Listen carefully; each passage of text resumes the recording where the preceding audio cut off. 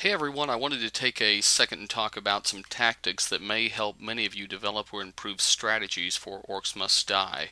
Before you watch this video, I suggest that you watch Fried Egg's YouTube video for getting 5 skulls on the Nightmare lunch break level. This video builds on his premise and I think improves it. Some players will play a level twice and have very different outcomes in the score. Some think that's just luck. I'm not sure that luck has a ton to do with it. It does have some play in the outcome, but I think that small variations in the way we play each level contribute sometimes to outcomes that are 10, 20, 30,000 points difference in the ending. And here's a good example. In this diagram we see Fried Egg has blockaded the right side of the map, or the right entrance, forcing all the orcs down the hallway. Some of them come up the stairs and then some of them come across the bridge on the top, but they're all forced down the hallway to the left to an opening. He has a really good strategy here where he takes a spike trap and lays it just on the north side of the wall, or the upper part of the wall as you see, as it's represented in light gray. He puts a tar trap, and then he puts a spring trap after that. So black, and then you see kind of a purplish pink there. To the left of that, a blockade, and he puts a arrow wall on the left side and a grinder on the right. He's hoping that the orcs come down, hit the spike trap, get into the tar trap, and maybe get hit with a grinder and the air wall at the same time. Maybe he snipes them, or an archer hits them. Well, the archers, elf archers, are represented by the yellow in the back, as you see. And he's hoping that they get in there. Maybe he gets a 1, 2, 3, 4, 5, or 1, 2, 3, 4, 5, 6. The problem with this strategy is that a lot of the orcs and a lot of the runners run in the area outside the traps, represented in the white. They come down where the red is, and they run, and the archers are so spread out in the back, and they have a long line of sight. And so what happens if you put the archers too far to the left is that they shoot past, they're able to see down the hall, and so they shoot past the traps and hit orcs and other monsters coming down the hall, hit them and kill them before they get into the zone. They also, orcs being idiots, run past the traps into the back area to the left, and 2 or 3 or 4 or 5 archers in the back end up shooting him. Only one archer really kills them, and so you get 0 combo or a 1, but you don't get multiple combos, and very few of them get deep into the traps, except for the ogres. They'll later get deep into the traps, maybe hit the spring trap if you're lucky. But we're trying to get as many of those ogres as we can to the pink spring trap, really. The deeper they get into this zone, then the more combo that we get. So how can we achieve this?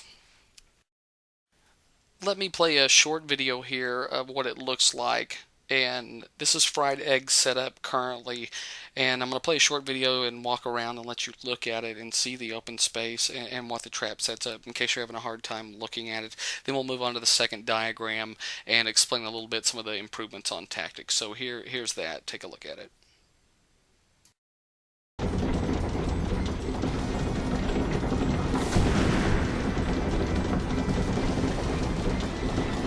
I stay back here, yeah?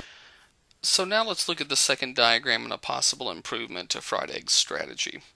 Number 1, if you look to the left, we have put a couple more blockades up. We have the original blockade, but I put 2 more stacked behind those for a particular reason.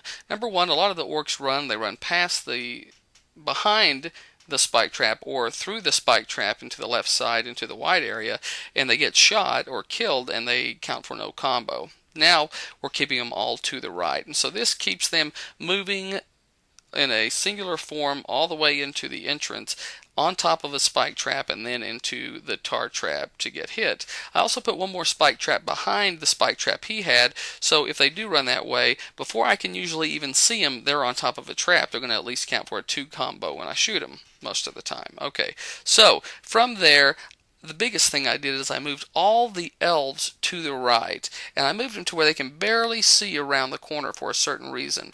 They can't see an orc until the orc's already stepped on a spike trap, and most of the time is on the tar trap.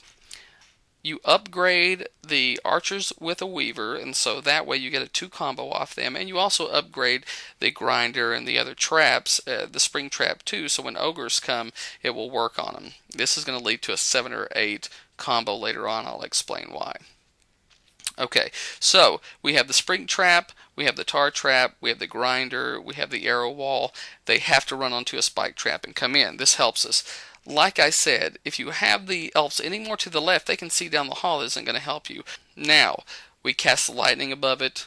We get a 1 combo, they get on the tar. We get a 2 combo, a spike trap, 3, grinder, 4, arrow, 5. Maybe they hit the spring trap, we shoot them again, and get a 7 or 8, depending on what it is.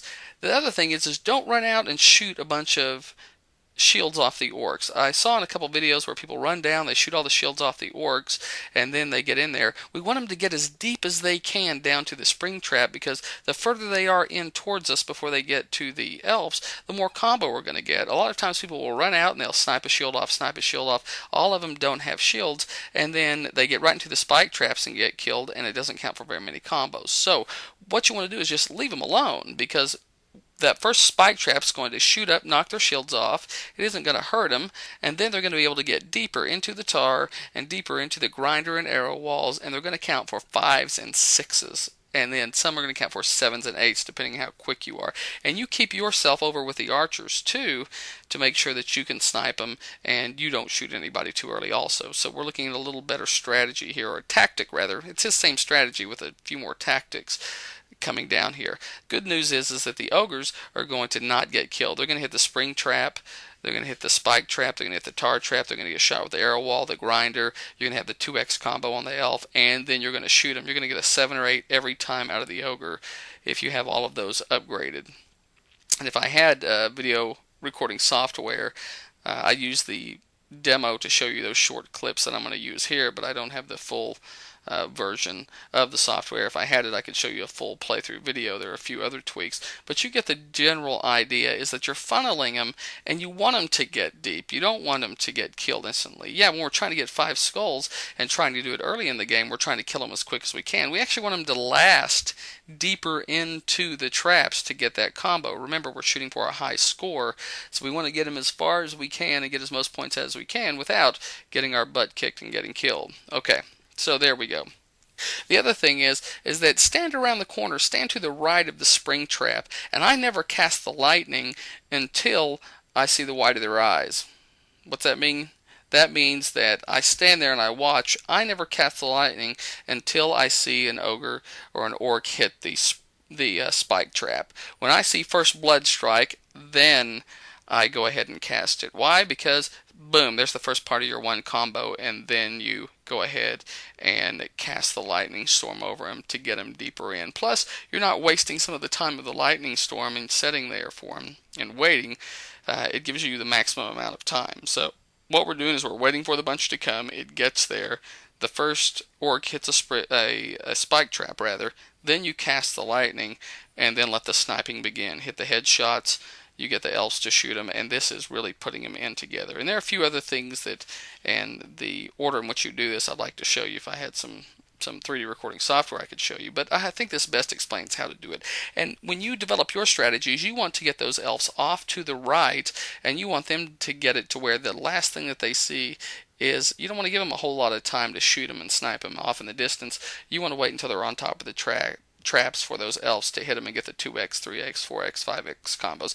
Let's look at a video real quick, a quick clip of how I changed it and what it looks like now when they're coming at us and they're getting closer to us. So here it is.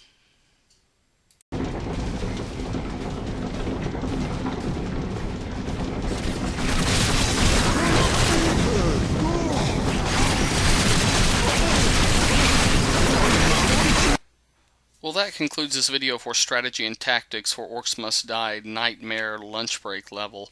We'll talk a little more later about a few other changes in tactics and some upgrades maybe on traps, or actually downgrades on traps that could get you 6,000 or 7,000 points, maybe extra on this level. I'll look and test it and see how we can go from there. I want to end by saying thanks to Fried Egg for his strategy videos that he's posted into the forums to kind of help evolve this strategy, and have any other recommendations or ways to improve this, just send me an email through the website or the forums at robotentertainment.com. That's it. Thanks.